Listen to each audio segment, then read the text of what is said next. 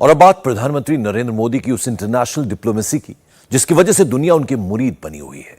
दुनिया में मोदी की विदेश नीति का डंका बज रहा है। रूस के राष्ट्रपति व्लादिमीर पुतिन तो मोदी की तारीफ करते नहीं थक रहे हैं। उन्होंने मोदी को एक सच्चा देशभक्त बताया है और यह भी कहा है कि मोदी के नेतृत्व में भारत विकास के नए आयामों को छू रहा है। बात सिर्फ तारीफ की होती तो इतनी बड़ी बात नहीं होती।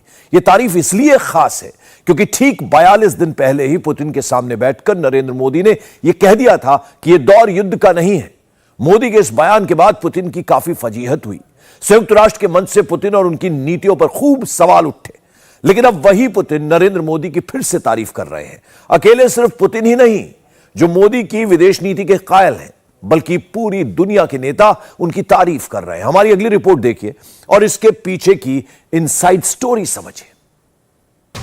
नरेंद्र मोदी दुनिया में भारत का शक्ति स्वरूप, एक ऐसे ग्लोबल लीडर जिन पर दुनिया विश्वास करती है, एक ऐसे नेता जिनकी विदेश नीति का दुनिया भी लोहा मान रही है। कल ही रूस के राष्ट्रपति व्लादिमीर पुतिन का एक बहुत बड़ा बयान आया है। पुतिन ने मोदी की जमकर तारीफ की है। India has walked a great path, development path from being an English colony, British colony to its modern state. Almost 1.5 billion people and significant results. That is development, yielded. It attracts general respect from everyone in the world. A lot has been done throughout the recent years under Prime Minister Modi leadership. He is a true patriot of his country. वैसे तो भारत और रूस एक दूसरे के कई दशकों से बहुत गहरे मित्र हैं और नरेंद्र मोदी और व्लादिमीर पुतिन की भी दोस्ती दुनिया जानती है। लेकिन पुतिन का यह बयान ऐसे वक्त में आया है जब प्रधानमंत्री मोदी ने पूरी दुनिया के सामने रूस को बहुत बड़ा ज्ञान दे दिया था। यह पिछले महीने यानी सितंबर की बात है जब उज्बेकिस्तान के समरकंद में मोदी और पुतिन मिले थे। दोनों की इस मुलाकात पर दुनिया की नजरें थीं और यहीं पर पुतिन की आंखों में आंखें डालकर प्रधानमंत्री मोदी ने पुतिन को युद्ध खत्म करने का ज्ञान दिया था। एक्सेलेंसी, मैं जानता हूं कि आज का युग युद्ध का है नहीं और हमने फोन पर भी कई बार आपसे इस विषय में बात की है कि डेमोक्रेसी और डिप्लोमेसी और डायलॉग, ये सारी बातें ऐसी हैं कि जो दुनिया को एक स्पर्श करती है। आने वाले दिनों में शांति के रास्ते पर हम कैसे बढ़ सके, उसके विषय में जरूर आज हमें चर्चा करने का मौका मिलेगा। रूस यूक्रेन युद्ध पे दुनिया पहले से बटी हुई है। पूरा का पूरा वेस्टर्न वर्ल्ड पुतिन के खिलाफ है। भारत रूस का अच्छा दोस्त माना जाता है और ऐसे में सबसे अच्छा दोस्त अगर दुनिया के सामने युद्ध के खिलाफ इतनी बड़ी बात कहता है तो दुनिया के अन्य देशों को रूस के खिलाफ उंगली उठाने का मौका मिल जाता है। हुआ भी ऐसा ही। इसके तुरंत बाद जब संयुक्त राष्ट्र महासभा की सालाना बैठक हुई तो वहां पुतिन के दुश्मनों ने प्रधानमंत्री नरेंद्र मोदी की तारीफ की और उनके बयान के बहाने रूस के जुल्म सितम दुनिया को गिना दिए। Narendra Modi, the Prime Minister of India, was right when he said the time is not for war. It is not for revenge against the West or for opposing the West against the East. It is the time for a collective time for our sovereign equal states to cope together with challenges we face. जाहिर तौर पर रूस की फजीहत पूरी दुनिया में हो गई। कोई और देश या नेता होता तो अब तक रिश्ता टूट चुका होता, लेकिन भारत और रूस के संबंधों में ऐसा नहीं हुआ, बल्कि रूस के राष्ट्रपति व्लादिमीर पुतिन नरेंद्र मोदी की जमकर तारीफ कर रहे हैं। कल ही उनका यह ताजा बयान आया है। Minister Modi is one of those individuals in the world who is able to pursue independent foreign policy in the interest of his country, his people, without any attempts to stop him in this movement. He continues going towards his goal as an icebreaker. प्रधानमंत्री नरेंद्र मोदी की जिस विदेश नीति की तारीफ Putin कर रहे हैं, यह उसी का कमाल है कि रूस पर तमाम प्रतिबंधों के बावजूद भारत रूस से तेल खरीद रहा है और न सिर्फ खरीद रहा है बल्कि पूरी दुनिया के सामने सीना ठोक कर उसे तार्किक और वाजिब भी बता रहा है। मोदी की विदेश नीति का सबसे मूल तत्व है भारत का हित सबसे पहले सबसे ऊपर। The West seems to be quite vociferous in trying to curtail funding for the war in Ukraine, whereas by purchasing this oil for national interest, India is being asked, are you funding this war? So, look, I mean, I don't want to sound argumentative, but then tell me if buying Russian gas is not funding the war? I mean, why is it's only Indian money and oil coming to India which funds, but it's not gas coming to Europe which funds?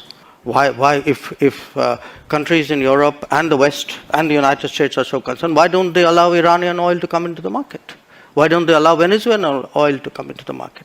I mean, they've squeezed every other source of oil we have. And then say, okay guys, you must not go into the market and get the best deal for your people. विदेश मंत्री S Jaishankar के इस बयान की इतनी तारीफ हुई कि पाकिस्तान में इमरान खान ने अपनी रैली में उनका ये वीडियो ही प्ले कर दिया और फिर इमरान ने भी भारत की विदेश नीति की जमकर तारीफ की। ये फॉरेन मिनिस्टर को उन्होंने कहा कि रूस से तेल ना खरीदो। उसने आगे से कहा, तुम कौन होते हो मैं कहने वाले? यूरोप खरीद रहा है तेल उनसे, हमारे लोगों की जरूरत है, हम खरीदेंगे। ये होता है आजाद मुल्क। हमारे जब इनको ये जो इंपोर्टेड हुकूमत ये जब आई तो हमने उनसे बात कर ली थी रूसियों से सस्ता तेल खरीदने की, लेकिन इनकी हिम्मत नहीं थी। पुतिन ये बात जानते हैं कि भारत ऐसे समय में रूस का साथ दे रहा है जब दुनिया उन पर प्रतिबंध लगा रही है, इसीलिए वो भारत की विदेश नीति की सराहना कर रहे हैं। यह भारत की ही विदेश नीति का कमाल है कि वो उसी ताज होटल में संयुक्त राष्ट्र सुरक्षा परिषद की आतंकवाद विरोधी बैठक बुला रहा है जहां 14 साल पहले आतंकवादी हमला हुआ था। भारत की संप्रभुता पर हुए इस हमले का हिसाब भारत ने तो ले लिया, लेकिन उस पाकिस्तान का कुछ नहीं हुआ जिसने इस हमले की साजिश रची। वो FATF की ग्रेड लिस्ट से बाहर आ गया है। इसीलिए भारत ने दुनिया की सबसे बड़ी पंचायत के सदस्यों को पाकिस्तान की 26/11 वाली साजिश सुनाई। इस हमले के मुख्य साजिशकर्ता साजिद मीर का ऑडियो सुनाया। Now I would like to apprise you with the intrigue surrounding Sajid Mir, one of the key perpetrators of Mumbai terror attacks. In this voice clip which you are going to hear, he can be heard directing the assailants at Sabad House. तो जो जहाँ पे आपको movement नजर आती है, बंदा जिस छत पे चल रहा है, कोई आ रहा है जा रहा है, उसको फायर ठोको। उसे नहीं पता यहाँ पे क्या हो रहा है। इंशाल्लाह। He was one of the architects of the Elites Denmark project to target Danish newspaper, its editor and cartoonist in Copenhagen. Fortunately, the planned attack was foiled in time. He was declared dead for long, and even DNA test was produced to buttress this assertion. Owing to deeper international scrutiny, he finally was arrested and convicted in a terror financing case. इसीलिए भारतीय विदेश मंत्री S Jaishankar ने इन पश्चिमी देशों को भी इसी बैठक में जमकर सुनाया और साफ-साफ कहा कि इस हमले के साजिशकर्ता अभी तक आजाद घूम रहे हैं। Now, in another month, we will be observing the 14th anniversary of these ghastly attacks on Mumbai in November 2008. While one of the terrorists was captured alive, prosecuted and convicted by the highest court in India, the key conspirators and planners of the 26/11 attacks continue to remain protected and unpunished. When it comes to proscribing some of these terrorists, the Security Council has regrettably been unable to act in some cases because of political considerations. This undermines our collective credibility and our collective interests. ऐसा कहने की हिम्मत भारत ही दिखा सकता है और पश्चिम के देश भी ये जानते हैं। इसीलिए वो भारत की विदेश नीति की जमकर तारीफ करते हैं। दुनिया जानती है कि रूस और अमेरिका एक दूसरे के दुश्मन हैं। भारत रूस का अच्छा दोस्त है।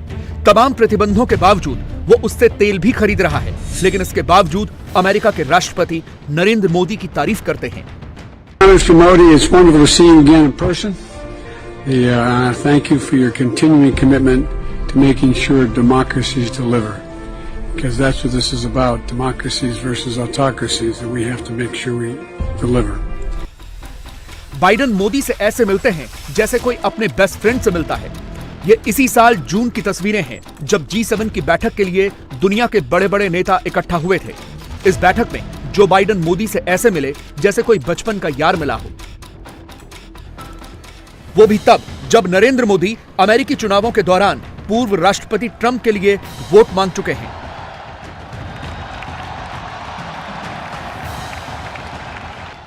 ये सितंबर 2019 की तस्वीरें हैं।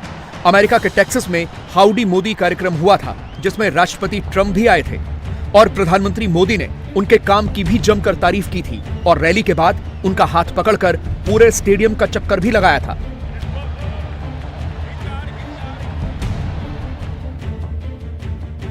ये प्रधानमंत्री मोदी की शख्सियत का ही कमाल है कि दुनिया के बड़े बड़े देशों के विपक्षी नेताओं में भी वो खूब लोकप्रिय हैं।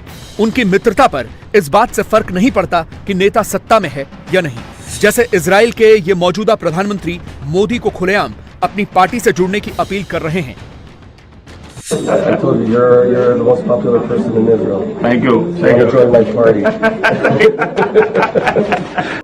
मोदी के नफ्ताली भी मित्र हैं तो उनसे पहले इजराइल के प्रधानमंत्री रहे बेंजामिन नेतन्याहू भी अच्छे मित्र थे। Prime Minister Modi, Narendra, thank you for your exceptional friendship and hospitality that you showed me, my wife, our delegation. You are a revolutionary leader, in the best sense of the word revolution. You are revolutionizing India. ये मोदी की ही विदेश नीति का कमाल है कि भारत के जितने अच्छे संबंध इजराइल से हैं, तो उतने ही अच्छे संबंध उसके दुश्मनों यानी अरब मुल्कों से भी हैं। ये इसी साल की तस्वीरें हैं जब मोदी यूएई गए थे तो खुद वहां के राष्ट्रपति प्रधानमंत्री को रिसीव करने के लिए एयरपोर्ट पर आ गए और उनका गले मिलकर स्वागत किया। प्रधानमंत्री मोदी की यही अदा दुनिया के बड़े बड़े नेताओं को खूब पसंद आती है। फ्रांस के राष्ट्रपति हों या अमेरिका के, मौजूदा हों या पूर्व, मोदी सबसे ही बड़ी आत्मीयता से मिलते हैं और बॉडी लैंग्वेज का यही संदेश कूटनीति में भी निखर कर सामने आता है। इसीलिए तो मोदी जहां जाते हैं सबके चहेते बन जाते हैं, चाहे वो विदेशी नेता हो या फिर विदेश में अपनी जनता।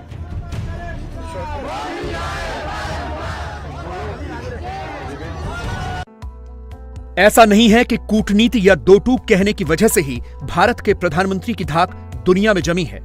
इस धाक और सम्मान के पीछे भावना उस मंत्र में भी छिपी है जो पूरी दुनिया को अपना मानता है, यानी वसुधैव कुटुंबकम। कोरोना में जब दुनिया के बड़े बड़े देश अपने अपने लिए वैक्सीन बना रहे थे तो मोदी ने भारत में बनी वैक्सीन पूरी दुनिया में एक्सपोर्ट की, खास तौर पर उन देशों में जिन्हें कोई नहीं पूछ रहा था।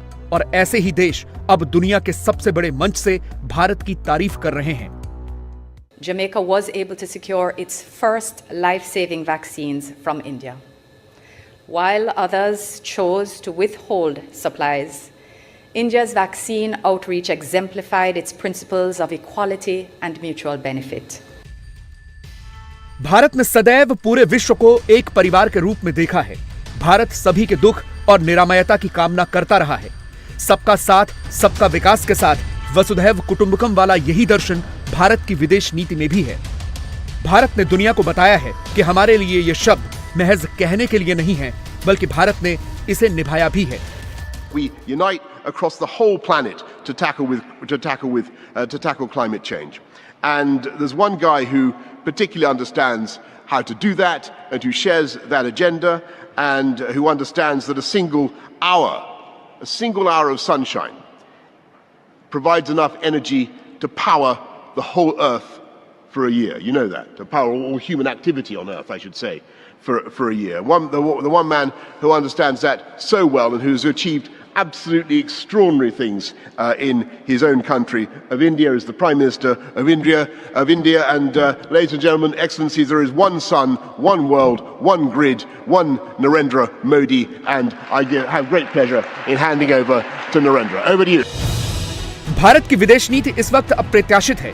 वो दुनिया को हैरान कर रही है क्योंकि भारत चीन के खिलाफ क्वाड में जुड़ा हुआ है, जिसमें अमेरिका भी शामिल है। तो वो चीन और रूस के साथ शंघाई सहयोग संगठन यानी SCO में भी जुड़ा हुआ है, जिसकी हाल ही में उज्बेकिस्तान के समरकंद में बैठक हुई है। दुनिया को ये समझ में नहीं आ रहा कि भारत चाहता क्या है। इंडिया टीवी हर वक्त हर जगह डाउनलोड करने के लिए सर्च करें India TV news Google play store या ऐप स्टोर पर।